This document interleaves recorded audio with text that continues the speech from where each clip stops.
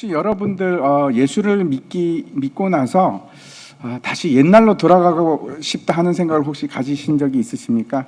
다시 말씀드려서 내가 예수 믿기 전에 하나님이 기뻐하시는지 않는 일인 줄도 아는데 그래도 옛날 사람들하고 어울리면서 그 사람들 하는 대로 좀 하고 싶고 그런 생각을 해보신 적이 있으신지 모르겠습니다. 왜 그런가 하면 이 문제는 여전히 많은 사람들에게 굉장히 고통스러운 힘든 싸움으로 우리에게 남아있기 때문에 그렇습니다. 예수를 믿는다는 것은 어떤 면에 있어서는 하나님께서 세상에서 우리를 분리시키는 일이신데, 근데 그 분리가 어디에서 일어나는가 하면 세상 가운데서 일어납니다. 세상과 동떨어져 있는 곳이 아니고 세상 속입니다.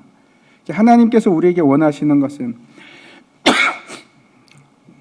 우리가 산속에 들어가서 수도승이 되는 것을 원하는 것이 아니고 세상 가운데서 소금과 빛으로 살아가기를 원하십니다. 그래서 다시 말씀드려서 세상을 영유하는 그런 삶을 살기를 원하시는 겁니다. 로마서 7장에 보면 사도 바울이 이런 말을 했습니다. 함께 읽어보겠습니다. 시작. 내가 행하는 것을 내가 알지 못하노니 곧 내가 원하는 것은 행하지 아니하고 도리어 미워하는 것을 행함이라. 사도 바울이 저런 말까지 했습니다. 우리가 굉장히 공감이 가는 말인데, 내가 가지 말아야 될 곳에 내가 가고, 내가 하지 말아야 될 것 같은데 그 일을 또 불구하고, 내가 알면서도 또 하고, 그런 자신을 발견할 때 참 자괴감이 들지 않습니까? 사도 바울도 똑같았습니다. 우리와 다르지 않습니다. 똑같은 사람이었습니다. 그것이 내 습관이 됐던 내 삶의 방식이 됐건 그렇게 안 되기를 원하는데 어떻게 된 것이 또 같은 상황이 되면 또 하게 되고 반복하는 겁니다. 나는 옳은 일을 하기를 원하는데 실패하는 겁니다. 그런 일들이 우리에게 힘이 굉장히 들고 고통스러운 일들입니다. 우리에게 필요한 것이 있습니다. 그게 변화인데 하나님께서 우리에게 계획을 가지고 계십니다. 변화에 관한 계획입니다. 근데 그 변화를 어떻게 이룰 것인가? 어떻게 하면 다른 사람이 될 것인가? 제가 그 변화에 대해서 말씀드리기 전에 꼭 두 가지를 여러분 마음속에 깊이 새겼으면 좋겠습니다. 첫 번째는 변화라는 것은 결코 쉬운 일이 아닙니다. 뼈를 깎는 아픔이 있습니다. 왜 그런가 하면 우리 대적인 사탄 원수 마귀는 하나도 바뀐 게 없습니다. 그때나 지금이나 동일합니다. 계속 우리를 공격하고 넘어뜨리려고 하고 무너뜨리려고 하고, 그리고 또 한 가지 변하지 않는 것이 있는데 세상입니다. 세상이 언제 바뀐 적이 있습니까? 세상은 똑같습니다. 세상이 변하지 않고 그 세상을 통치하고 있는 마귀가 변하지 않고, 그래서 우리를 지속적으로 흔들어내는 겁니다. 넘어지기를, 세상과 똑같이 지내기를. 그뿐만 아니고 우리는 육체 가운데 있지 않습니까? 육체 가운데 살아가면서 그 세상과 다르게 살아가는 것이 얼마나 힘들고 어렵습니까? 영유하는 삶이. 그래서 힘듭니다. 그런데 두 번째는 여러분 꼭 기억하실 것이, 그래서 변화라는 것은 분명한 힘든 일이지만 가능합니다. 불가능이 아닙니다. impossible이 아니고 possible입니다. 하나님께서 우리가 변화해서 전혀 다른 삶을 살기를 원하는데, 그래서 그냥 두시는 것이 아니고 우리에게 뭘 주시냐면 저 변화가 가능하도록 힘을 주시고 우리에게 능력을 반드시 주십니다. 그래서 불가능하지 않습니다, 여러분. 변화하는 것은 불가능하지 않습니다. 고린도후서 5장 말씀, 우리가 잘 아는 말씀인데 같이 읽겠습니다. 그런즉 누구든지 그리스도 안에 있으면 새로운 피조물이라, 이전 것은 지나갔으니 보라 새 것이 되었도다. 이게 무슨 말인가 하면 하나님께서 우리에게 기적을 일으키셨는데 우리는 하나님의 그 초자연적인 힘에 의해서 전혀 새로운 다른 피조물이 된 겁니다. 우리가 예수 그리스도를 믿는 믿음 안에, 그 안에 들어갈 때 우리는 이전과는 완전히 다른 사람이 되는 겁니다. 이 말씀을 믿으시기 바랍니다. 여러분과 저는 새로운 피조물입니다. 이전과는 달라졌습니다. 그런 생각이 드시죠? 내가 뭐가 달라졌길래, 내가 무슨 변화가 있길래, 내 생각도 똑같은 것 같고 내 육체도 똑같은 것 같은데. 맞습니다. 같습니다. 그런데 여러분이 믿음으로 중생하게 되어서 거듭났다면 분명히 여러분은 이전과는 다른 사람입니다. 확신하십시오. 제 얘기가 아니고 성경의 얘기입니다. 저와 여러분이 거듭난 사람이라면 분명히 다릅니다. 제가 짧은 영상 하나 준비했는데 보여주십시오. 예.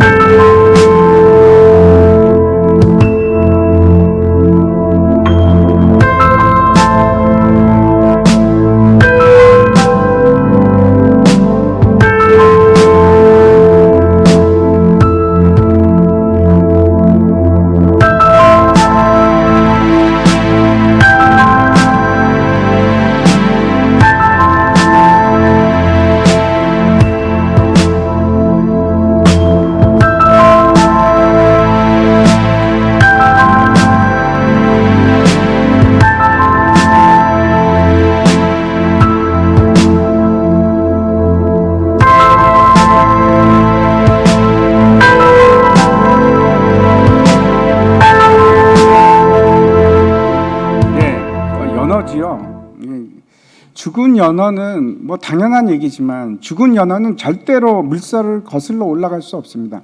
물살과 함께 떠내려갑니다. 죽은 경우. 그런데 살아있는 연어는 다릅니다. 물살을 거슬러서 올라갑니다. 제가 직접 본 적이 있는데 연어가 한번 점프를 하면 1m 이상 점프를 합니다. 1m 이상 점프를 해서 얼마만큼 올라갈까요? 폭포가 한 3m 되는 폭포는 넘어갑니다. 참 신기하죠.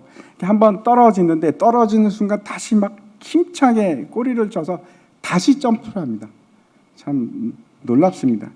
그래서 폭포를 뛰어넘어서 그 이제 강 상류로 올라가는데 다 성공하느냐? 아니요, 그렇지 않습니다. 저거 실패하는 연어들도 참 많습니다. 그런데 불가능하지 않습니다. 가능합니다. 심지어는 폭포마저도 역류해서 올라갑니다.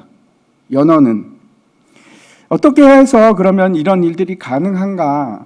갈라디아서 5장 말씀 한번 보겠습니다. 내가 이르노니 너희는 성령을 따라 행하라. 그리하면 육체의 욕심을 이루지 아니하리라. 육체의 소욕은 성령을 거스르고 성령은 육체를 거스르나니 이 둘이 서로 대적함으로 너희가 원하는 것을 하지 못하게 하려 함이니라.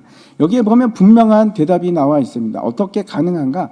성령입니다. 성령 하나님을 통해서 가능해집니다. 근데 여기서 뭐라고 명령하고 있는가? 뭐라고 합니까? 성령을 통해서 가능한데 성령을 따라 행하라 그럽니다. 명령입니다. 육체의 욕심을 이루지 않으리라. 성령을 따라서 행하면 육체의 소욕을 따르지 않으리라. 그렇게 말씀하고 있습니다. 우리가 알고 있는 정답이 분명합니다. 문제는 결국 성령께서 하시는 일인데 거기에 내가 뭘 해야 되느냐? 명령에 얼마나 순종하는가 거기에 달려 있습니다. 그리고 이 일은 절대로 쉬운 일이 아닙니다. 피가 나는 일입니다. 그리고 뭐라고 말씀하고 있는가 하면 그래서 우리 속에 지속적인 성령과 육체 사이에 투쟁이 싸움이 계속해서 일어난다고 제가 얘기하는 것이 아니고 사도 바울이 그렇게 말씀하고 있습니다. 에베소 교인들 역시 우리와 똑같이 이런 문제를 가지고 있는 겁니다. 어려움이 있는 겁니다. 다시 이제 전체적인 맥락에 있어서 제가 말씀을 드리면 사도 바울이 에베소 교회를 향해서 편지를 썼습니다. 근데 1장부터 3장까지는 어떤 내용인가 하면 구원에 관한 얘기입니다.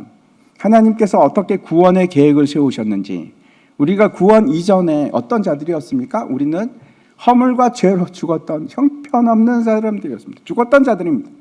근데 예수 그리스도 안에서 하나님께서 우리를 살리셨는데 그래서 뭘로 만들었냐면 하나님의 상속자, 유산을 이어받을 상속자, 그 상속자가 된다는 것이 얼마나 영광스럽고 얼마나 강력하고 권세가 있는 것인가?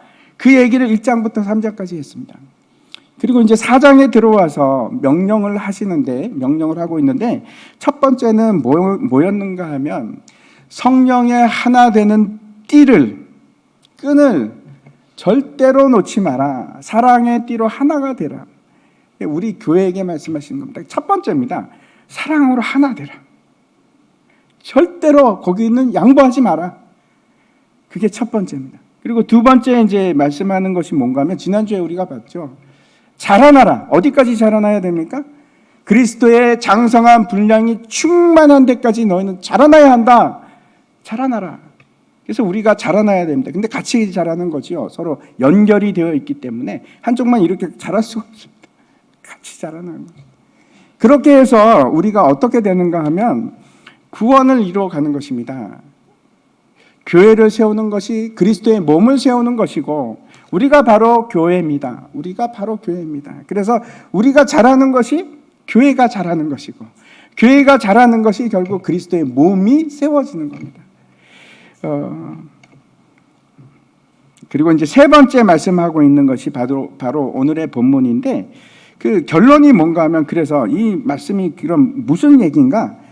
다시 옛사람으로 돌아가지 말라 하는 말씀입니다. 그 부분을 한번 보겠습니다. 22절부터 24절까지인데, 너희는 유혹의 욕심을 따라 썩어져가는 구습을 따르는 옛사람을 벗어버리고 오직 너희의 심령이 새롭게 되어 하나님을 따라 의와 진리의 거룩함으로 지으심을 받은 새 사람을 입으라.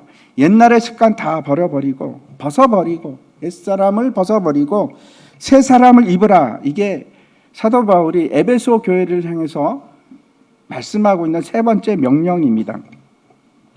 그렇다면 어떻게 옛날의 나의 구습을 가지고 있는 나를 벗어버릴 것인가? 어떻게 하면 변화할 수 있을까? 어떻게 하면 옛날에 행했는 걸 안 할 수 있을까? 어떻게 하면 좋을까요? 첫 번째, 우리가 오늘 읽은 본문이 얘기하는 것이 옛날에 너가 어떤 모습이었는지 보게끔 합니다. 네가 이렇게 이방인들은 이렇게 살고 있지 않느냐 하는 것이 오늘 말씀입니다. 그 삶이 어떤 것인지 한번 보겠습니다. 17절인데 같이 읽겠습니다. 시작. 그러므로 내가 이것을 말하며 주 안에서 증거하노니 이제부터 너희는 이방인이 그 마음에 허망한 것으로 행함같이 행하지 말라. 먼저 사도 바울이 이렇게 얘기합니다. 그러므로 내가 이것을 말하며 주 안에서 증거하노니, 우리가 그냥 읽으면 그냥 넘어갈 수도 있는 구절인데, 아주 이거는 되게 강력한 메시지를 가지고 있습니다. 그게 뭔가 하면, 내가 내 생각에는 이러하고 또 내가 경험을 해보니까 이런 것 같아, 이런 게 아니고, 주 안에서 내가 증거하노니, 무슨 말입니까? 성령으로 하나님께서 나에게 말씀하셨고 그걸 내가 내 입으로 증언한다. 내가 너에게 명령하는 것은 내 뜻이 아니고 하나님의 명령이다. 아주 강하고 확실하게 그렇게 선포하는 내용입니다. 그러니까 이거는 어떻게 다르게 하지 마라 이런 뜻입니다. 이거는 반드시 하나님의 명령이니까 너희가 이렇게 해야 된다. 아주 강한 명령입니다. 그러면서 이렇게 얘기합니다. 너희는 다른 이방인들이 행하는 것 같이 행해서는 안 된다. 이 행하다 하는 것은 이것도 깊은 뜻이 있습니다. 그냥 하다 말다 이런 말이 아니라, 그건 맞죠. 그런데 거기에 어떤 심의적인 내용이 들어있는가 하면 우리의 모든 삶을 행할 때 그런 뜻입니다. 다시 말씀드려서 옛날에 이제 우리가 구습이 있지 않습니까? 우리의 삶이 있지 않습니까? 근데 옛날 삶 중에서 이런 거는 내가 보니까 지금도 쓸만해. 그래, 그거는 그렇게 살았지만 지금도 좋은 것 같아. 그런 것이 아니라 우리의 삶, 우리의 삶의 방식 모든 것을 송두리째 다 바꿔라. 아주 강한 명령입니다. 다시 말씀드립니다. 내가 예수 믿기 전에 했던 모든 것들 중에서 좋은 것도 있고 나쁜 것도 있지가 않다는 얘기입니다. 그 모든 것을 다 버리라. 아니, 어떻게 그럴 수 있습니까? 그럴 수 있습니다. 이제 우리가 보면 알 텐데, 너희가 가지고 있던 그 모든 것은 다 버리고, 이방인 때 가지고 있던 행습은 다 버리고 새로운 것으로 해라. 그렇게 말씀하고 있습니다.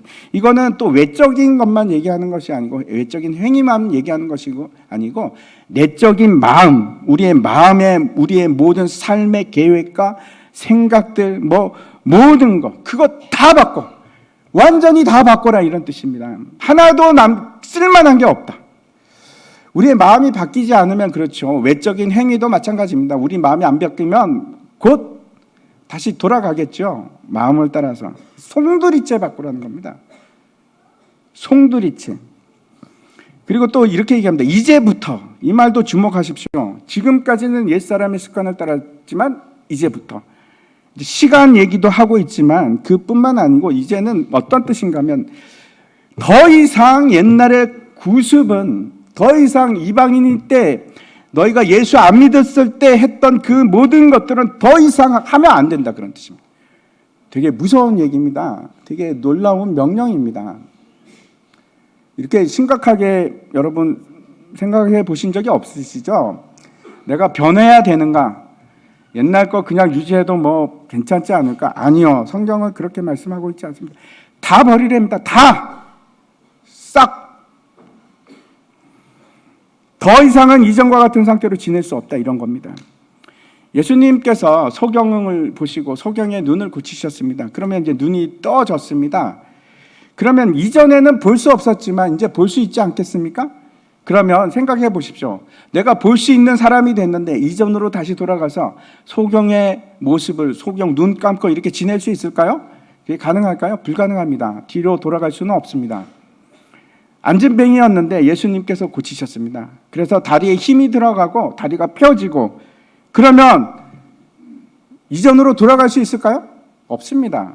근데 내가 여전히 안진뱅이인 채로 살아간다면 왜 그럴까요? 두 가지 이유가 있을 겁니다. 첫 번째는 기적이 안 일어났기 때문에. 그래서 여전히 나는 지금 병자이기 때문에 그럴 수 있습니다. 두 번째는 기적이 일어났는데 내가 모를 때. 내가 모르고 여전히 기적을 모르고 있는 겁니다. 기적이 일어났고 이제는 일어날 수가 있습니다. 이제는 믿음으로 일어서는 겁니다. 예수님께서 뭐라고 하시냐면 일어나서 걸으라. 아니요, 예수님 나는 아직 못 걷는데요. 하는 것이 아니고 믿음으로 믿습니다. 그리고 일어나서 걷는 겁니다. 믿음이 필요할 때입니다. 이것이 걷는 것은 믿음입니다. 믿음으로 시작하는 것입니다. 다시 이제 17절로 돌아가서 뭐라고 하냐면 그 마음에 허망한 것으로 행하지 말라. 그 마음에 허망한 것으로 행하지 말라.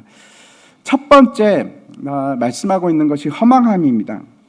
여기서 우리가 먼저 이제 관심을 가지고 있어야 될 것이 그 마음에 허망한 것으로 행하지 말라.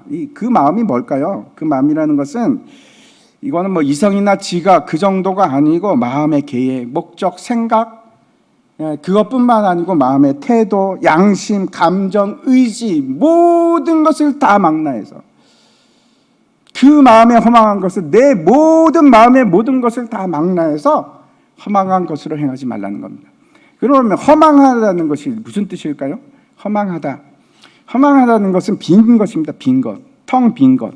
그게 이제 허망하다는 뜻인데 다시 말씀드려서 아무짝에도 쓸모없는 것이 허망한 것입니다. 방향 감각이 없어서 목표를 정할 수도 없고 목표로 가지도 못하는 상태. 아무짝에도 쓸모없는 것. 그런 짓을 허망한 짓, 허망한 것이라고 말할 수 있습니다. 또는 무모하다고 할 수 있습니다. 무모한 겁니다. 허망한 것은 무모한 것입니다. 예를 들어서 수험생이 이제 시험 공부를 해야 되는데 그래서 인터넷 강의를 이제 돈을 주고 만약에 이제 수강 신청을 했는데 돈을 다 냈는데 앉아서 인터넷 강의를 듣는 게 아니고 쓸데없이 유튜브를 쳐다보고 있으면 그게 허망한 겁니다. 그게 허망한 것입니다. 제가 이제 아주 어릴 때인데 옛날에 그런 적이 있습니다. 저희 어머니가 저한테 심부름을 시키셨습니다. 콩나물 좀 사와라. 그래갖고 돈이 그때 얼마나 하여튼 10원 단위입니다. 10원, 20원, 30원 잘 모르겠는데 하여튼 그걸 들고 가게로 갔습니다. 근데 가다가 내가 가는 걸 잊어버린 겁니다. 목적을. 그래서 가게 갔는데 눈에 딱 들어오는 것이 과자가. 그때는 이제 판단을 빨리 못해서 어려서 그런지 이걸 먹을까 저걸 먹을까 한참을 고민하다가 늦게나 콩나물 사갖고 간 것이 아니고 과자를 들고 갔습니다. 난 신난 마음으로 갔는데 저희 어머니가 그러시는 겁니다. 아니 콩나물은 어떻게 하고 과자를 사왔니? 그게 허망한 겁니다. 아무짝에도 쓸모없는. 성경에 나오는 가장 허망한 얘기가 있습니다. 그게 뭔가 하면 누가복음에 나오는데 부자 얘기입니다. 이 부자가 농사가 참 잘 됐습니다. 그래갖고 소출이 풍성해졌는데 곡식이 뭐 얼마나 많은지 모르겠습니다. 그래서 이 사람이 이런 생각을 합니다. 야, 곡식이 이렇게 풍성하게 많은데 문제는 쌓아둘 곳이 없네. 저 창고를 헐어버리고 저기다 크게 다시 지어야지. 그리고 이렇게 하자. 내 영혼한테, 내 영혼아 편안하라, 먹고 마시고 즐거워하라. 그래야지.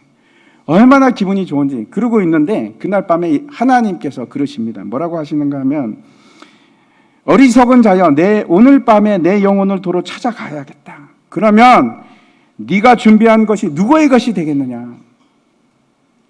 이게 허망한 겁니다. 하나님께서 불러가시면 그게 무슨 소용이 있습니까? 허망한 겁니다. 지금 이 부자가 생각하는 삶하고 하나님이 생각하시는 삶하고 전혀 목표가 다른 겁니다. 엉뚱한 겁니다. 엉뚱한 일을 그냥 평생 엉뚱한 일만 하고 산 겁니다. 우리가 살고 있는 이 세상은 여러분, 영혼에 비하면 지극히 짧은 찰나에 불과합니다. 어제가 바로 소년과 같았는데 오늘 보니까 벌써 머리에 이슬이 내리지 않았습니까? 여러분, 저만 그렇게 느낍니까? 염색하셔서 그렇지 뭐 다. 그렇게 짧은 시간입니다.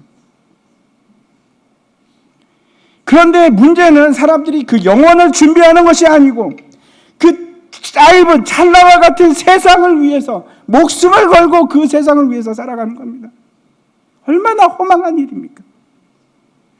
얼마나 그 말도 안 되는 일입니까? 그거 끝나는데, 곧 끝나는데 그게 뭐 대수라고. 왜 목숨을 거십니까? 거기다. 나만 목숨을 거는 게 아니고 내 자녀들도 목숨 걸게 만듭니다. 마치 그게 모든 거인 것처럼. 신앙이 중요한 것이 아니고 네가 공부가 중요하지. 그걸 뭐라고 하는가 하면 허망하다고 그러고 아주 바보 같다 그러고 17절에는 뭐라고 하냐면 무지하다 그러고 19절에 가면 그걸 뭐라고 하냐면 방탕하다고 그럽니다. 이거는 여러분, 일부 사람만 허망한 가운데 허망하게 살아가는 것이 아니고 모든 예수 믿지 않는 사람, 모든 이방인들 동일한 상태입니다. 여러분은 옛날에 그러지 않았습니까? 우리도 예수 믿기 전에 똑같은 사람이었습니다. 세상에 목숨 걸고 사는 사람, 찰나에 목숨 걸고 사는 사람, 영혼은 아예 그냥 거들떠 보지도 않았지 않습니까? 우리가 언제 뭐 거들떠 봤습니까? 내 눈앞에 당장 보이는 것, 없어질 것, 사라질 것, 한심한 것. 그래도 목사님, 예수 믿지 않는 사람들 중에서도 허망하지 않는 자들이 있지 않을까요? 아닙니다. 모두가 다 허망한 삶을 삽니다.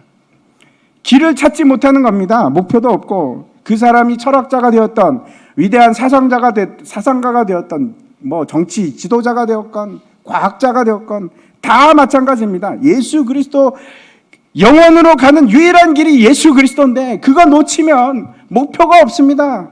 그냥 헤매다가 죽으면 끝입니다. 영혼을 모르는 겁니다. 기다리고 있는 건 심판입니다. 얼마나 허망합니까? 그렇게 열심히 살았는데 결승점이 어딘지를 모르니까, 목표가 어딘지를 모르니까 자기가 결정합니다. 자기가 목표를 세우고 글로 열심히 달려가면 뭐합니까? 거기 아무것도 없는데, 거기는 심판만 있는데. 그 사람이 우리가 보기엔 위대하건 그 사람이 뭐 잘났건 그건 중요하지 않습니다. 중요한 것은 그 사람에게 하나님의 생명이 있는가 없는가. 하나님의 생명이 없으면, 영원한 생명이 없으면 다 헛겁니다. 아무짝에도 쓸모가 없습니다. 솔로몬이 전도서 1장에서 이렇게 얘기합니다. 전도자가 이르되 헛되고 헛되며 헛되고 헛되니 모든 것이 헛되도다. 해 아래에서 수고하는 모든 수고가 사람에게 무엇이 유익한가? 한 세대는 가고 한 세대는 오되 땅은 영원히 있도다. 그 뒤에도 제가 읽어드리고 싶지만 그렇게는 하지 못하고 읽어보십시오. 솔로몬이 이거는 나이가 많아서 썼습니다. 나중에 자기가 좋고 자기가 좋아하던 거 모든 거 다 경험한 후에 지식이건 쾌락이건 그리고 그가 결국 한 말이 이 세상 모든 것은 다 헛되구나. 죽어서 이 세상에서 가지고 갈 수 있는 거 뭐가 있습니까? 중국의 진시황이 자기가 죽으면 가져갈 거라고 모든 거 다 뭐 준비하고 심지어는 보셨죠, 여러분? 중국 저는 본 적은 없지만 군대까지 군대를 가지고 가겠다고. 그래서 뭘 가지고 갔습니까? 아무것도 가지고 가지 못했지 않습니까? 여러분, 이 세상에 있는 것들은 영원하고는 아무런 상관이 없습니다. 지금도 마찬가지입니다. 세상 사람들이 집착하고 모으려고 애쓰고 힘쓰고 쌓으려고 하는 것도 생각해 보십시오. 그 중에서 부자, 앞에서 말씀드린 부자와 같이 죽음 앞에서 챙겨서 가지고 갈 수 있는 거 뭐가 있겠습니까? 여러분, 세상이 주고자 하는 거, 내가 세상으로부터 얻고자 하는 거 다 헛되고 텅 빈 것들입니다, 여러분. 사도 바울이 첫 번째 얘기하는 것이 이 허망함. 여러분, 여기 눈에 보이는 거 다 실체로 보이시죠? 아닙니다. 속지 마십시오. 이거 다 헛것입니다. 텅 빈 것들입니다. 진짜 실체는 이렇게 눈에 보이는 것들이 아니고 영원한 것들은 우리 눈에 보이지 않는 것들입니다. 여러분, 우리가 정신을 차려야 됩니다. 이거 아무것도 아닙니다. 이거 다 사라지는 것들입니다. 영원한 거 하나도 없습니다. 여기서 영원한 것을 사모하십시오. 영원한 거, 없어질 거 말고 영원한 거, 허망한 거 다 버리시는 겁니다. 허망하게 사는 것이 그게 무지한 것입니다. 여러분, 아무리 먹어도 여러분 그 다음날 또 배고프지 않습니까? 아무리 모아도 또 모자랍니다. 왜 그런지 아십니까? 우리는 영원한 존재라서 그렇습니다. 무한한 거 외에는 우리를 채울 수 있는 것이 없습니다. 유한한 것으로 우리를 채워서 우리가 만족할 수 있을까요? 아니요, 못합니다. 절대로 안 됩니다. 왜? 우리는 무한한 존재인데 유한한 것으로 어떻게 채웁니까? 돈을 아무리 갖다 집어넣어 보십시오. 만족이 되나? 다 환상입니다. 그거 환상입니다. 실체가 아닙니다. 진짜 실체는 눈에 보이지 않습니다. 하나님께서 우리에게 눈을 주셨습니다. 우리가 할 것은 눈을 들어서 이제 영원한 것을 보는 것입니다. 허망한 것을 보는 것이 아니고 영원한 것. 세상의 자랑, 세상의 사고방식, 허망한 것들, 그게 얼마나 헛된 것인지 이제 믿음의 눈으로 보십시오. 이제 보입니다. 아, 저거 허망한 거야. 저거 목숨 걸 필요 없어. 내가 목숨 걸 거는 영원한 것이야. 두 번째 18절 말씀 보시기 바랍니다. 18절 말씀 같이 읽겠습니다. 시작. 그들의 총명이 어두워지고 그들 가운데 있는 무지함과 그들의 마음이 굳어짐으로 말미암아 하나님의 생명에서 떠나 있도다. 두 번째 말씀하고 있는 것은 이 총명이 어두워지고 그들의 마음이 무지함이 되고 또 그들의 마음이 굳어졌다, 이렇게 얘기하고 있습니다. 이 총명이라는 것은 지성을 얘기하는 겁니다. 지성. 다시 말씀드려서 사리를 분간할 수 있는 힘, 판단력, 이런 건데, 총명이 어두워지니까 진리를 알 수 있을까요? 판단력이 없는데 어떻게 알겠습니까? 그 판단할 수 있는 능력이 없습니다. 힘이 없습니다. 변화하기 위해서 우리에게 두 번째 필요한 것이 있는데 우리는 어떻게 해야 되는가? 빛 가운데로 가야 됩니다. 어둠에 있는 것이 아니고, 어둠에 있으면 다 흐려지고 안 보입니다. 진리를 보기 위해서, 무지에서 벗어나기 위해서, 완고함에서 벗어나기 위해서 우리는 빛으로 가야 됩니다. 빛에 거하셔야 됩니다. 이게 두 번째입니다. 이게 변화의 시작입니다. 왜 사람들이 어둠에 거하게 됐을까요? 왜 이렇게 되었을까? 하나님께서 인간을 창조하실 때 하나님의 형상으로 만드셨습니다. 하나님의 형상으로 만들어졌다는 것은 하나님의 계획이 무엇인지 이해할 수 있는 사람, 하나님의 뜻이 무엇인지 알고 있는 사람, 하나님께서 행하시기를 원하는 것을 행할 수 있는 사람, 이게 하나님의 속성, 하나님의 형상으로 만들어진 우리들입니다. 그럼에도 불구하고 사람들이 죄를 범해서 타락합니다. 타락하는 순간 하나님에서부터 멀어지죠. 하나님은 빛이십니다. 하나님만이 밝음이시고 진리이시고, 근데 하나님 빛으로부터 벌어지니까 당연히 어둠으로 가는 것이죠.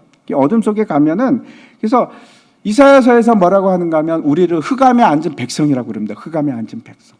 흑암에 있으니까 보이지가 않으니까 판단도 안 되고 알 수도 없고 절망적인 상태로 가는 겁니다. 빛 가운데로 가셔야 됩니다. 빛 가운데. 그래서 요한복음 이제 3장에 보면 이렇게 말씀을 하고 있습니다. 그 정죄는 이것이니 곧 빛이 세상에 왔을 때 사람들이 자기 행위가 악함으로 빛보다 어둠을 더 사랑한 것이니라. 지금 뭐라고 재밌는 말씀을 하고 계시는데, 사람들이 빛보다 어둠을 더 좋아합니다. 왜 그렇습니까? 자기가 어둠이니까. 어둠을 택합니다. 그랬더니 어둠을 택하니까 그게 곧 심판이다. 그게 정죄다. 그럽니다. 왜 그렇습니까? 어둠에 속하고 어둠에 있으니까 이제는 진리가 뭔지 알 수 있는 방법이 없습니다. 판단도 안 되고 이제는 무지 속에 들어가고 무엇이 진리인지 도대체 총명이 없는 겁니다. 그게 심판입니다. 심판의 시작입니다. 이렇게 지성이 어두워졌을 때 두 가지 현상이 일어납니다. 하나는 무지함, 그리고 또 하나는 완고함입니다. 무지는 보통 무지하면 완고해집니다. 마음이 둔해지고, 자신이 이제 지성이라고 얘기하고 지혜가 있다고 하지만은 계속 무지 속에 있으면은, 그렇죠, 마음을 안 바꿉니다. 완고합니다. 그 마음이 굳어진 상태인데 결코 열린 마음이 아닙니다. 과학자들 또 지식인들이 이렇게 얘기합니다. 신이 아니라 나는 합리적인 사고와 과학적 지식을 믿습니다. 그걸 믿습니다. 이걸 자기가 이제 지성이라고 얘기하고 총명이라고 착각을 합니다. 아니요, 그렇지 않습니다. 그렇지 않습니다. 총명이라는 것은 그런 것이 아니고, 지성이 지금 어두워져서 총명이 무엇인지를 모르는 상태, 무식한 상태입니다. 무지한 상태고, 그런데 대부분 그런 사람들은 굉장히 완고합니다. 모르는 사람들이 더 용감합니다. 무식하면 용감하지 않습니까? 완고합니다. 총명하지 않기 때문에 마음을 바꿀 생각이 없습니다. 다시 말씀드려서 지성적인 판단을 못합니다. 자기 생각이 옳기 때문에 끝까지 주장을 합니다. 이게 이제 마음이 굳어져 있는 상태고, 완고한 것은 그래서 총명하지 않은 거하고 같은 것이고, 무지한 거하고 똑같은 얘기입니다. 완고한 것은 이게 마치, 제가 예를 들자면 멀리 산이 있는데 안개가 가득 꼈습니다. 그래도 산이 있죠. 우리는 압니다. 그런데 이 무지한 사람은 안개만 보이니까 저기는 절대로 산이 없어. 절대로 산이 없어. 그럽니다.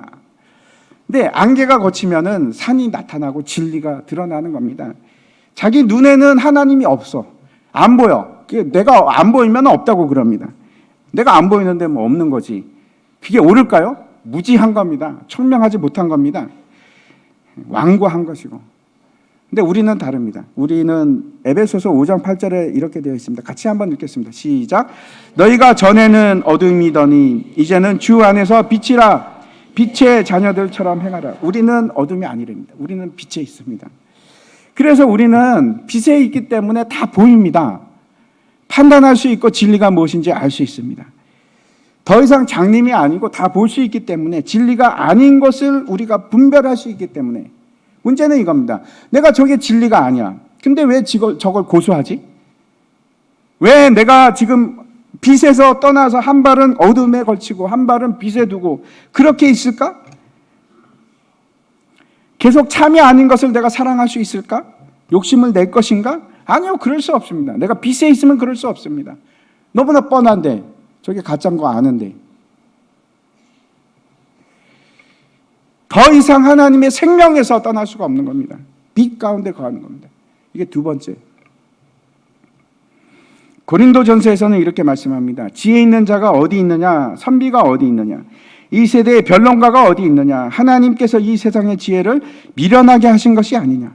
하나님의 지혜에 있어서는 이 세상이 자기 지혜로 하나님을 알지 못함으로 하나님께서 전도에 미련한 것으로 믿는 자들을 구원하시기를 기뻐하셨다. 실제 누가 미련한 겁니까?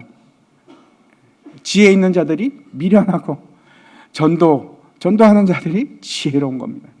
무지한 것은 결국 미련한 것인데, 미련한 것의 대표적인 얘기가 또 마태복음 25장에 나옵니다. 예수님께서 비유로 말씀하셨는데, 10처녀가 있는데 뭐라고 하시냐면 그 중에 5명은 미련하고 또 5명은 지혜로운 슬기로운 자들이다 이렇게 얘기합니다. 미련하고 슬기로운 것이 뭘로 나눠집니까, 여러분? 뭘로 나눠졌습니까? 준비하는가 마는가, 미래를 대비하는가 마는가, 신랑을 맞을 준비가 되어 있는가. 슬기로운 5 처녀는 신랑을 맞을 준비가 되어 있습니다. 기름을 가지고 있었습니다. 그렇죠? 그리고 미련한 이 처녀들은 준비가 없습니다. 잘 기억하십시오, 여러분. 미래를 준비하는 것이 그게 지혜입니다.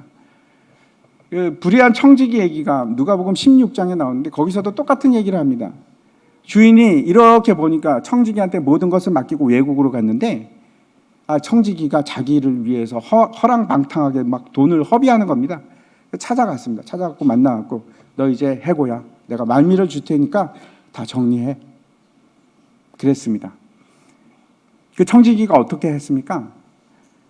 고민하다가 이런 아이디어를 냅니다. 그래, 주인에게 빚진 자들을 찾아가서 그걸 깎아줍니다. 자기 돈도 아닌데 다 깎아줍니다. 은혜를 베풉니다. 왜 그랬습니까? 미래를 준비하기 위해서. 저 사람들이 내가 잘리면 나를 그냥 두지 않고 은혜를 베풀 거야. 그게 지혜입니다, 여러분. 영혼을 준비하는 거. 여러분, 스쳐 지나갈 이 세상을 그렇게 열심히 준비하면서 영원한 것을, 영원한 나라를 준비해야 되지 않겠습니까? 뭐가 더 중요합니까?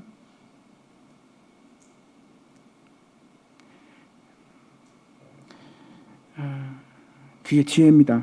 그렇게 함으로써 그 결과가 어떻게 되었는가? 다시 18절 보면 이렇게 되어 있습니다.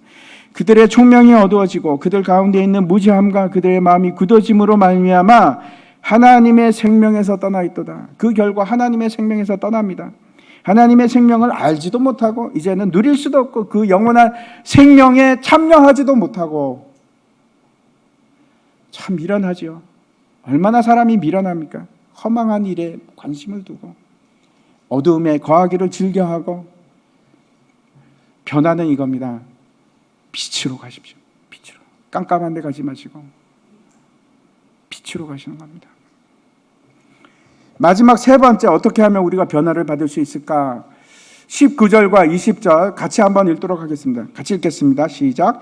그들이 감각 없는 자가 되어 자신을 방탕에 반입하여 모든 더러운 것을 욕심으로 행하되 오직 너희는 그리스도를 이같이 배우지 아니하였느니라.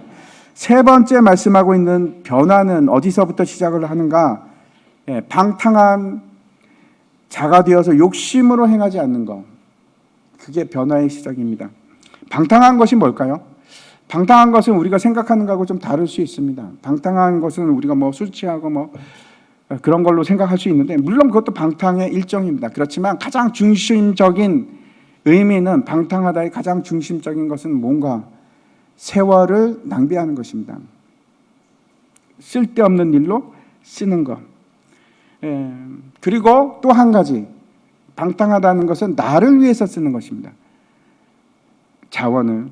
대표적인 예가 그 돌아온 탕자 얘기에서 나오는 그 둘째 아들. 아버지에게 유산을 다 달라고 합니다. 그리고 가서 방탕하게 다 써버립니다. 세월을 허비하고 아버지의 유산을 다 허비하고. 그게 방탕입니다. 여러분, 우리에게는 분명히 하나님께서 주어진 목적이 있습니다. 반드시 하기를 원하시는 일들이, 임무가 주어진 사람들입니다. 사명이 있습니다. 하나님께서 명하신 일이 있는데 그게 뭔가 하면 우리를 통해서 하나님께서 구원의 계획을 이루어 가시기를 원하십니다.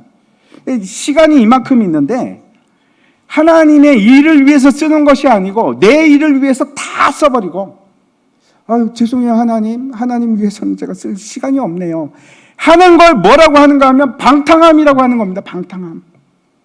나를 위해서 쓰는 거예요. 시간을 허비하는 거. 지금 할 일이 있는데 그건 안 하고 하나님의 일은 뒷전이고 하나님의 구원은 나하고 별로 상관이 없고, 그게 방탕함입니다. 그리고 그걸 뭘로 채웁니까? 그 나머지 시간은 내 탐욕으로, 나를 위해서 쓰는 거.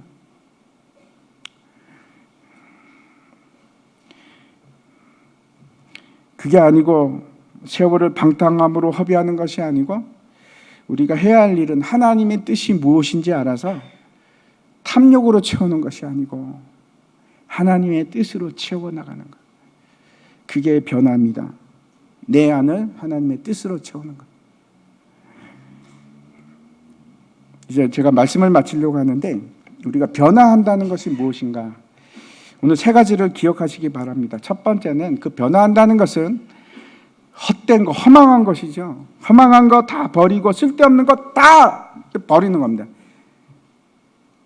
저는 허망한 거 없어요. 아니요, 우리가 가지고 있는 모든 것이 다 허망한 것들이었습니다. 하나도 안 그런 게 없었습니다. 그거 다 버리시고 이제는 나에게 뭘로 채우는가? 영혼을 사모하는 마음으로 채우는 거예요. 그게 변화의 시작입니다. 두 번째는 빛 가운데로 가십시오. 캄캄한 데 가지 마십시오. 어두운 데 가지 마십시오. 빛으로 가십시오. 빛으로 가야지만 진리가 무엇인지 알 수 있고 무지하지 않을 수 있습니다. 완고하지 않을 수 있습니다. 부드러운 목을 어디서 가질 수 있느냐? 진리 가운데 있을 때.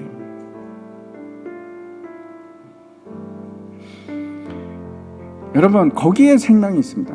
하나님의 생명은 빛에 있습니다. 세 번째, 방탕함에서 벗어나십시오. 세월을 아끼십시오. 나중에 뒤에 가면 5장에 가면 세월을 돈으로 주고 사라고 합니다. 사라고. 나를 위해서 사는 게 여러분 그게 죄입니다. 하나님 위해서 사셔야 합니다. 이렇게 하는 것이 변화의 시작입니다. 제 경험을 말씀드릴 텐데 아주 중요합니다. 여러분, 변화라는 것은 한순간에 일어납니다. 제가 말씀드리는 것은 마치 나비가 되기 위해서 애벌레가 변해서 나비가 되는데, 물론 애벌레 시간, 오랜 인고의 시간이 필요합니다. 아픔도 있고 고통도 있습니다. 근데 그 기간이 지나면 수십간의 변화해서 애벌레가 나비가 됩니다. 근데 고통이 따릅니다. 반드시 긴 시간이 필요한데 어느 순간 변화가 일어납니다. 그래서 더 이상 애벌레가 아니고 나비로 살아가게 됩니다. 이를테면 담배를 예를 들면 담배를 막 끊었다가 너무 피고 싶은데 한 대만 펴볼까? 한 대 피고 그리고 한 대 폈으니까 또 내가 한 2주 또 금연하고, 이거는 변화가 아닙니다. 그럼 변하지 않은 겁니다. 변화하고 상관이 없습니다. 그게 아니고 어느 날 갑자기 완전히 금연이 되는 거, 그게 변화입니다. 마치 애벌레가 나비가 됐다가 다시 애벌레도 되고 그런 일이 있을까요? 아니요, 그거는 변화가 아닙니다. 애벌레가 나비가 되면 그 순간 완전히 끝나버립니다. 그 일에 있어서는 예습관도 마찬가지입니다. 내가 예습관을 하면 안 되는 거 알고 하기가 싫은데도, 근데 예습관이 너무 좋아서 그래 한 번만 할까? 그건 변화가 아닙니다. 그런 걸 변화라고 하지 않습니다. 너무 중요한 겁니다.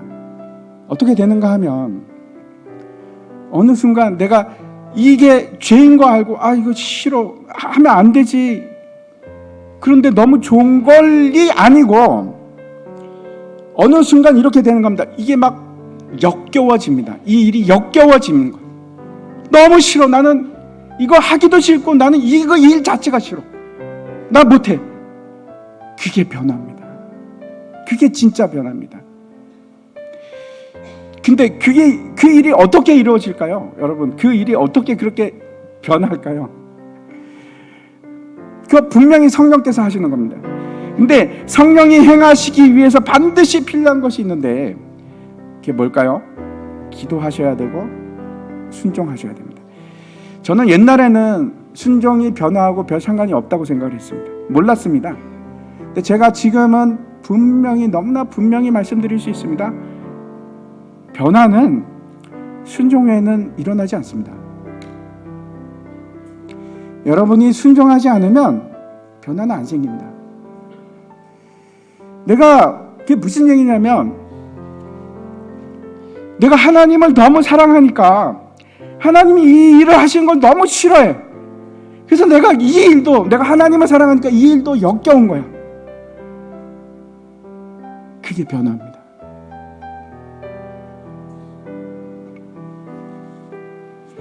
순종이, 다시 말씀드립니다. 순종이 사람을 변하게 합니다. 마지막 20절에 이런 말씀입니다. 오직 너희는 그리스도를 그같이 배우지 아니하였느니라. 배우다 하는 말에 집중하십시오. 이 배우다는 것은 제자가 되어서 훈련을 하고 순종한다는 뜻입니다. 이제부터 여러분은 이방인이 아니고 제가 선포합니다. 여러분은 거듭난 사람들입니다. 새로운 피조물입니다. 이제 변할 수 있습니다. 기도하시고 순종하십시오. 하나님께서 여러분에게 원하시는 반드시 순종이 있습니다. 그 일을 하십시오. 그때 변화가 시작이 됩니다. 다 함께 일어나서